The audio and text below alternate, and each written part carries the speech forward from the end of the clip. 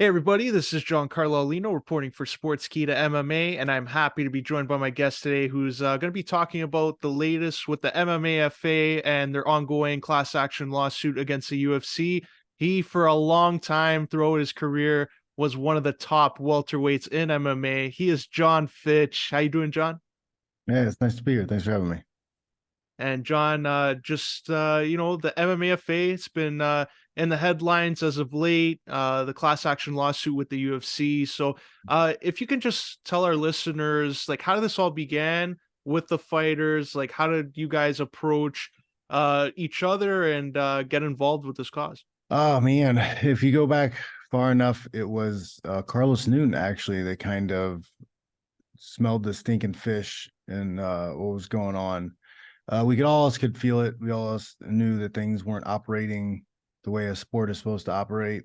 We didn't understand the financials until we got Discovery, but we knew something was off. And Carlos is the guy who did a lot of the legwork and did a lot of the research. He's a really smart dude, and he figured out how MMA was monopolistic, and it was, you know, intended to be monopolized by the UFC and their actions. And he brought that to Rob Macy, who is like a real estate lawyer, right? Acquisitions, stuff like that. But he got in with Rob, and Rob was working and doing stuff for the MMAFA. He had a brother that played baseball, and he saw how, their treatment was of guys who weren't in the baseball association, and he saw how fighters were getting screwed over. So he tried to start doing something. So MMAFA has been around for over a decade, helping fighters out when they needed to, trying to get guys paid when sponsors didn't pay or when promoters didn't pay. But then Rob was able to find a law firm who, guys who focus on antitrust lawsuits, and they started putting this together, reached out to a handful of us that had histories of issues with the UFC, and asked us what we thought about initiating a class action lawsuit against them. And we were all for it. And was this a first, I guess, association type of thing that has reached out to you in those years when you were competing, or was it Yeah, some I come think and gone? the first time Rob ever reached out to me was when I was going through the contract disagreement with the video games. And on a deeper note, it was also the merchandising agreements. It's just that they were pressuring us hot and heavy for the merchandise for the video game agreement. They needed it right then because they were trying to close a deal. But nobody wanted to sign any of those deals. They used me as an example to scare everybody else into signing them. Was that UFC Undisputed, or is this the later ones It with was like EA? it was like the very first game. Oh wow! So they at that time the UFC going along, was this part of the Reebok agreement as well, or was this like No, this was before all long that time. took This place? was 2008. Oh It's wow! way back. This is when they first started to dig all the hooks of the monopoly in, right? Forcing guys, to sign over their identity, their likeness, their name, their image forever for no money. That was the deal for the video game agreement. You were supposed to just be happy to be lucky enough to get a chance to be in the video game. That was how it was sold. Um, now they're getting paid a little bit, but it's still like it's peanuts compared to what they should be getting. If you look at other professional sports, those athletes are getting percentages of the sales of the games. They're not getting a small lump payoff. Just keep them quiet. And around this time, you were a free agent, or was this like in between your time going to Bellator, or like was this ongoing where they were pressuring you into No, signing these no. agreements? This is after I fought GSP for the welterweight title. Right, I was 8-0 in the UFC. I lost the decision GSP, and then I refused to sign the video game agreement. So they cut me. They cut me from the promotion, and they strong armed me because I wasn't going to stay with them. I was going to go to Strikeforce.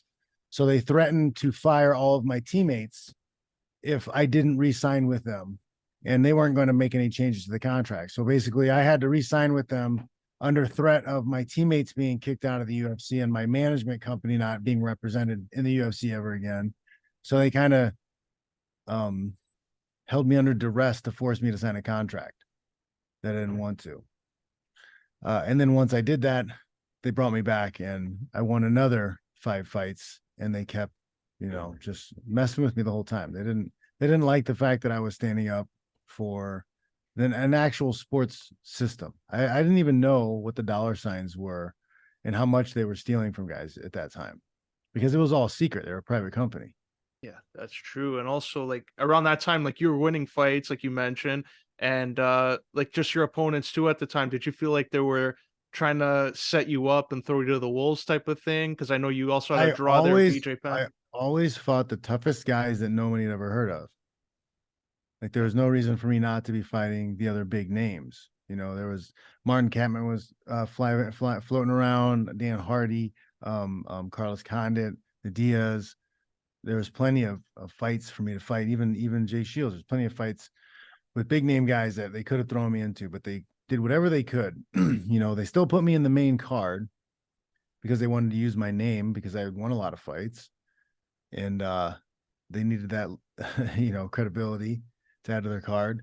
And then I fought guys that were undefeated, had one loss, had never been finished, super tough tank type fighters, and it was just a no-win battle a lot of times. And also like during this time, I remember like watching as a fan at the time. And was there like ever an opportunity for you? Like, did they tell you before the fight this might be a title eliminator, or if you win this, you might be one fight away from a title fight, just to get you to That agree to? was when I had my UFC 117, when I fought Thiago Alves for the second time. That was supposed to be a title eliminator. I was supposed to fight GSP next. Even if you go back and watch the DVD, the announcer will say, "Congratulations, Jon Fitch, for earning another title shot."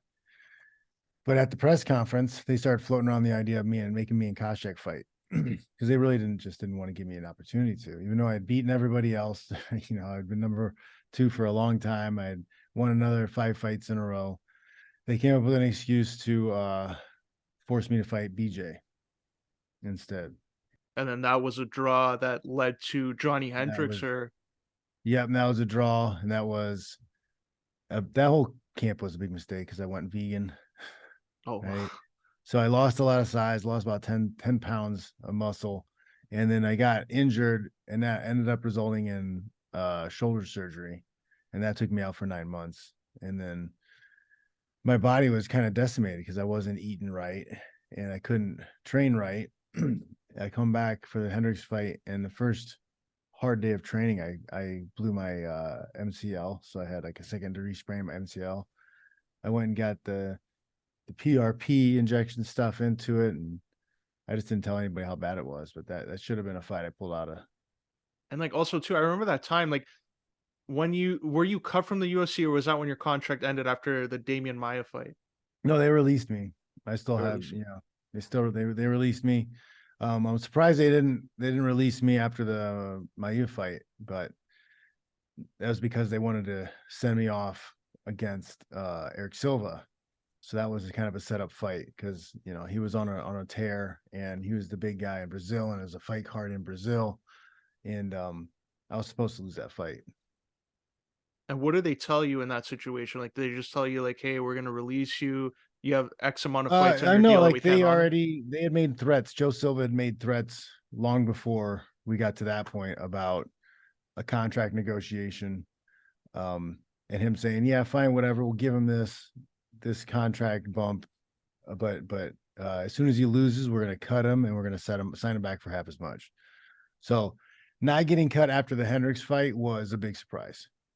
And like you just even talk about like the cut there and like bump and pay, probably like how does it work as a free agent at the time? Because around that time, like 2013, 2014, like what's a landscape when Strike Force isn't in the mix anymore? Yeah, it was bad because I went from making like 70 and 70 in the UFC to World Series of Fighting, or PFL, and I was only making like 25 and 25.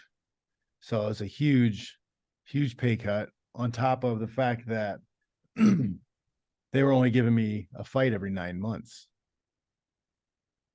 and that shows evidence of the UFC's market dominance, because when I was released from the UFC, I was number 9 in their own rankings, maybe higher on the world rankings, but top 10 still. Well, I should have still made top 10 money. I should have still fought guys who are top 15, top 5, within that margin. If I was a boxer and I got released from a promotional agreement from a promoter, well, I still get to keep fighting for the same titles. I get to keep my rank. I own my rank. But since it doesn't work like that, since there is a monopoly in MMA, you have this huge drop off. Well, my rank is still what it was. I'm still top 20 in the world. Why would my pay go to bottom 75? And also, like, you bring up a great point about fighter pay. Like, I've talked to Carlos Nguyen actually earlier today about the MMAFA, and for yourself, like, what are some of the changes that you would like to see in not just the UFC, but like in other MMA promotions like PFL Well, and it One? needs to be, it's a fundamental structural change that needs to happen. So it doesn't matter how each individual promotion runs its game. The bottom line has to be the same. One of two options are the only options possible. They have to choose. One is that they use independent titles. So there's independent titles, they're independent rankings, and every promoter, their fighters get to compete for those titles.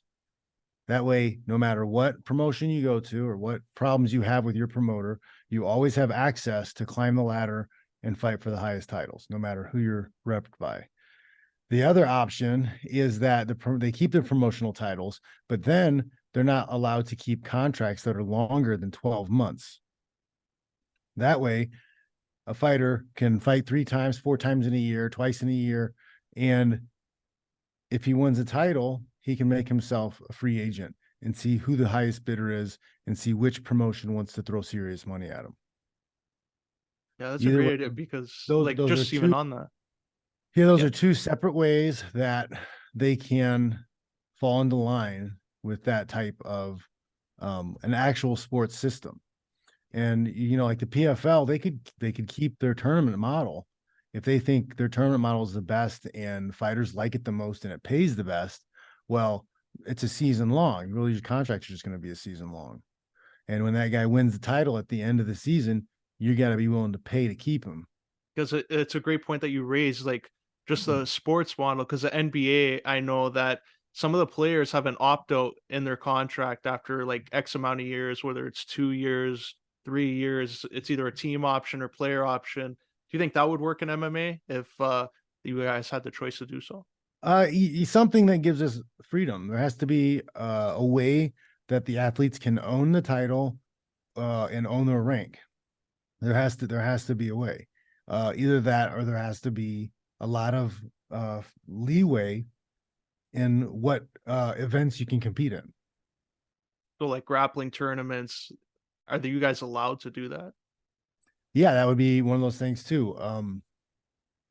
Being able to have that within your contract, even that you can go out and compete in other disciplines, boxing. Who knows? Maybe someday in the future there'll be a 2-sport athlete, and there'll be somebody who plays football and wants to fight too.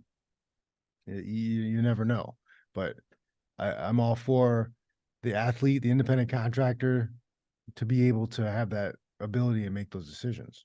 And also, like, for our viewers here, like, when you're saying independent contractor, what does that mean for in terms of the fighters? Because I know there's a misconception, like, UFC has you guys under contract, but really you're independent contractors. Yeah, so the promoters they're not employers. They don't employ the fighters. The promotion is supposed to be a service provider. They're a service provider. The promoter provides the service of hosting the fight and promoting it so everybody knows what it is, right? Another example of a service provider is your cell phone. Your cell phone company is a service provider. If you are unhappy with your cell phone, with your service provider, you should have the option of changing them up. But just because you changed up who your provider was shouldn't limit your access to doing your job. Do you think that would work? Like right now with their merger with WWE, they're also considered independent contractors. So what battle do some A of little these different though, UFC because fighters have? it's not a sport. Yeah. That's just entertainment. That's more of um that's more SAG, you know, Screen Actor Guild, the Actors Association people. That's that, because that's what that is. You're casting parts and they're doing athletic performances, but that's like Cirque du Soleil. That's performance. You know, like I think that's a weird thing to me. I think that like SAG and the Screen Actors Guild and those people haven't gotten involved in pro wrestling and helping them unionize. Why wouldn't that just be another part? That's Aren't true. they entertainers the same way?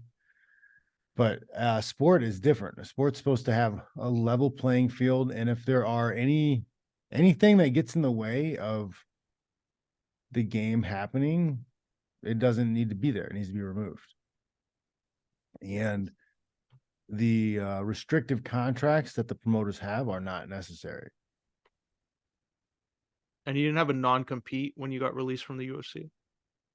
No, you don't get non-competes like that. But they have matching periods. So if they want to Oh, keep okay. you, they can keep you locked in for a while. They also extend your contract without telling you if you're injured or if you turn a fight down. It's just a lot of stuff to keep you tied up so you can't go anywhere else. So you can't make money anywhere else, which means you're starving, you're hungry, and you'll take whatever crappy deal they give you just because you need to eat. Have you been in that position where they offered you a fight knowing that Yes. you're injured and can't Well, take it? the Hendricks fight was a fight that I fought because I needed the money. I had foolishly thought the BJ Penn fight was going to be an easy fight, and then I was guaranteed to win, and then I would be fighting for the title in the fall. So I had arranged my life financially for that to happen. And when it didn't, I ended up getting behind a lot. And then that 9 months off for the shoulder surgery, I had house remodel and a lot of other things going on. I had no cash. So I was like, well, I need the money. And I think I can just move around and outbox him. That's what I told myself. But it was not. If you go back and look at just my body, like walking into the cage, I did not look good. And like, what was Dana White like when you were under contract with the UFC? Like to deal with Dana White? I never like I've got a real strong bullshit meter and fake people, and I don't try to be around them. So I utilize my management to communicate with them as much as possible, because he always gave me the willies, always turned my stomach. Anything that came out of his mouth was just sounded like bullshit and like used car salesman garbage. You know, a lot of talking points, a lot of rehearsed statements. It just nah, pass. And how was Scott Coker like when you were in Bellator? Scott Coker's nice. I always like Scott. Had dinner with Scott a few times. He's in the Bay Area, so I always thought that Scott would in an open market would do far better at promoting than I think Dana would, because I don't know what's going on with Bellator right now, but usually he's like what he did with Strike Force. I don't know. I think a lot of it too is because he's fighting against the monopoly. Yeah. Right? He's fighting against the monopoly, and unless he becomes 3 times the slime ball that Dana and the UFC are, he's not gonna. They're gonna struggle. And I think one championship, they're doing okay because I think they've upped it. They've upped the dirty sliminess maybe a little bit. Sounds like some of the contracts are pretty bad. And just like, I know your experience, like with Bellator, you retired there, but in terms of that market, Bellator right now, there's all those rumors coming out about the PFL maybe buying Mm. them folding. Like, what do you think that would do to the market for fighters? I mean, it sucks. It would suck to have another show not be able to provide jobs for guys, but I think it's another demonstration of UFC's monopoly. You can't survive. You can't get the names of the people you need to build your promotion. And then when you have guys who are good and they get good enough, they are going to jump ship and they're going to go to the bigger title.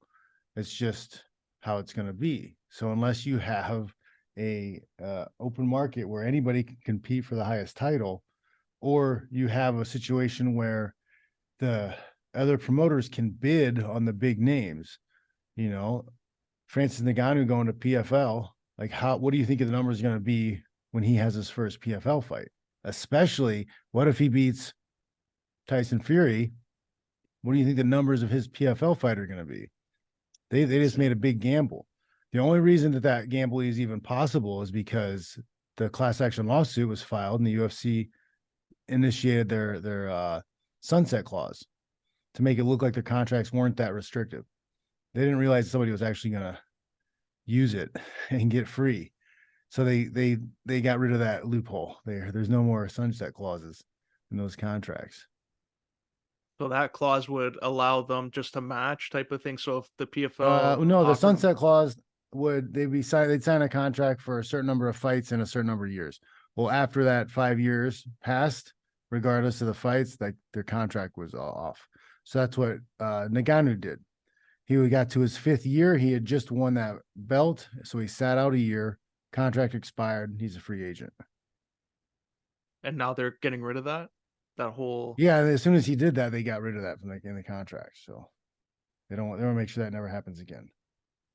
And what do you make of it? Because I know like GSP was a fighter too before, like he retired and then he wasn't able to take a boxing fight against Oscar De La Hoya because he was still under contract to the UFC, but he retired. Is that like part of the agreements now that there were restricting fighters? That's part of the lawsuit was that the contracts never end, that you'll never get out of the contract, that they hold you and they possess their market share because they're able to hold guys' contracts hostage for so long. So they tried to fight that from getting another lawsuit, a second class action antitrust lawsuit filed against them by changing the contracts. Well, it kind of backfired, blew up in their face with Ngannou getting free, so they changed the contract back. And for the fighters now, this is from a period of time that these fighters competed in the UFC, so there could be also active fighters now that were on the roster like back then. So what is a result you're hoping for out of this, like back end pay type of thing, or is we're there representing 1,214 fighters, and it's from 2010 to 2017, roughly. There's a secondary class action lawsuit that's being filed for 2017 fighters to present, and they're just going to keep filing another one until the business model changes, because if they're breaking the law, they're continuing to break the law, so they're going to have to change something.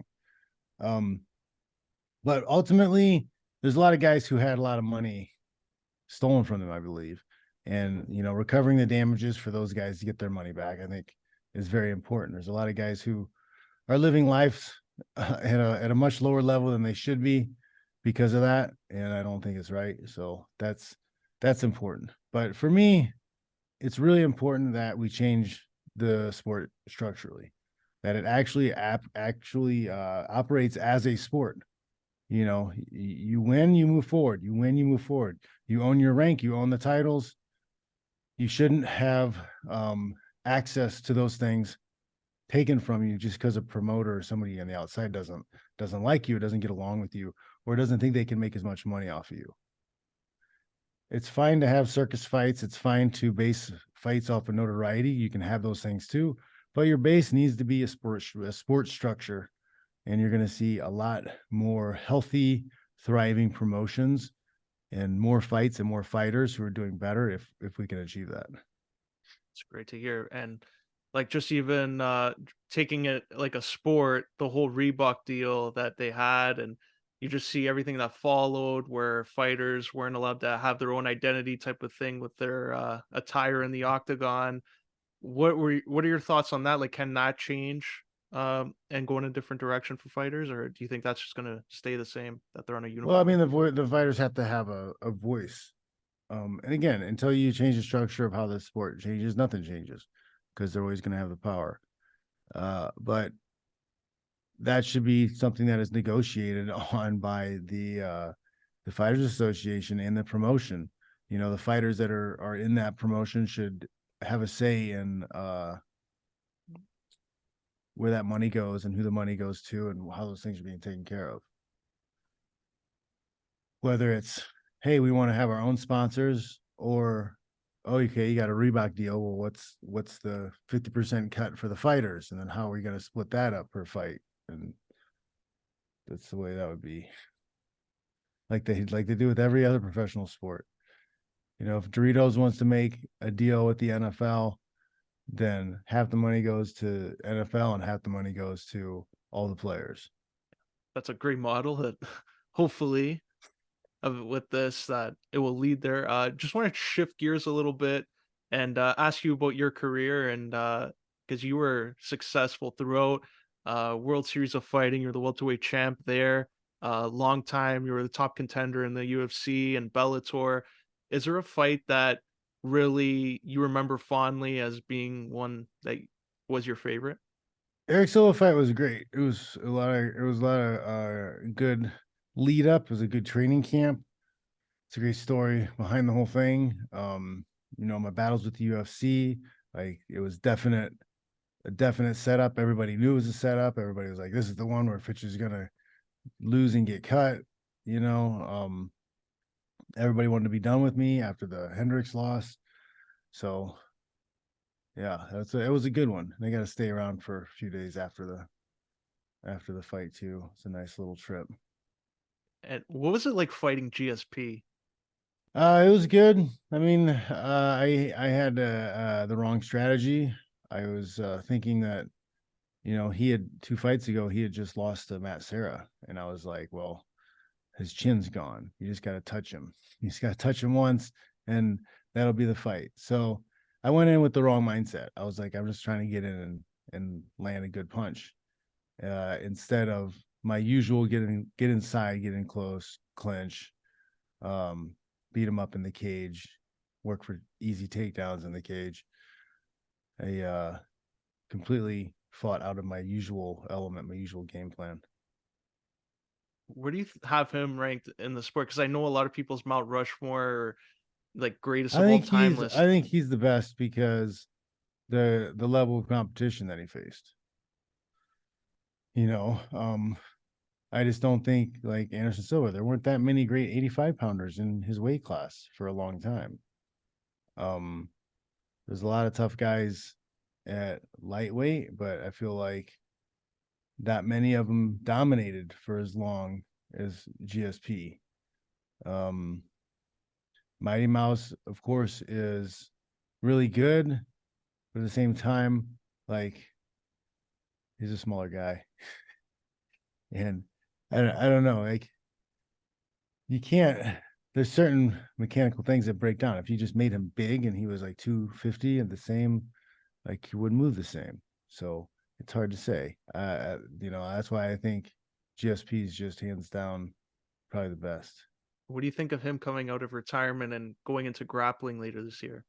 I mean, yeah, that's why not. I mean, it sounds like fun if they're paying. If somebody wants to pay me to grapple or to fight bare knuckle or something, give me a call.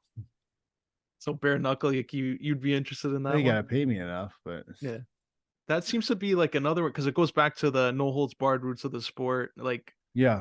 do you think that would make a comeback under those rules? I like, man, I'm upset with the way a lot of things have unfolded with the sport because I came around with the NHB. Like I liked a little bit of the time limits and I liked the weight classes. But a lot of the other stuff, I don't like stand-ups at all. I don't like it. And if you can't get up, it's the guy on bottom's fault. You know, I don't mind the headbutts. I don't mind the elbows, knees to the head on the ground. I think would be a great addition because it would definitely increase the incentive to pass guard. There's a lot of nasty stuff you can do in side control with knees, but without knees, it's kind of a useless position. So you sit in half guard or guard and try to punch. It's effective, but maybe not as much action as people want to see. So I mean, I kind of like Game Bread, what they're doing with the bare knuckle MMA. Um, Yeah, I don't know, man. Like I do. I miss the old school. I fought two, three. I've had three nights where I fought more than once in a night. I fought an 8-man tournament in Mexico. I fought 3 times. So there's just something different about it. How do you pace yourself for that? Because fighting more than once, like if you're going one, you're You want to you try to get them constantly out of think there behind as you. fast as Yeah. you want to get them out of there as fast as you can without taking too big a risk. So yeah. And how'd you feel in that third fight? Like you wanted it just over with, or I mean, it's like your shins start swelling up a little bit because you're throwing leg kicks or check in. Yeah, it's interesting. and just even a final uh comment here, like what message you want the fans to know about the MMAFA and everything you guys are doing? I mean, don't get all about her. We're asking for fighters to get paid more money. We're not asking for you to pay more money. We're asking for the promoters who are already collecting the money they're collecting to give the fighters their appropriate share of the money. That's what we're doing. Your ticket costs are not going to fluctuate if your favorite fighters are paid better. They're going to train better. They're going to have more incentive to do better. Okay. You're going to see better fights, more motivated fights. It's going to make all the sport and all the viewership much better.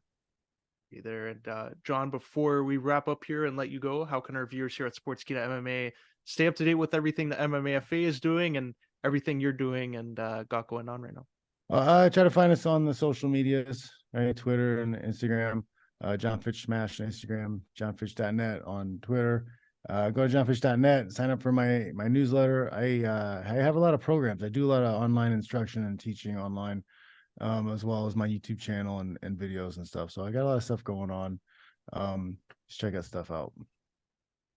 Highly recommend that follow. John, really appreciate you sharing your time and talking about all of this and your career. And I wish you all the best there with the MMAFA. All right, man.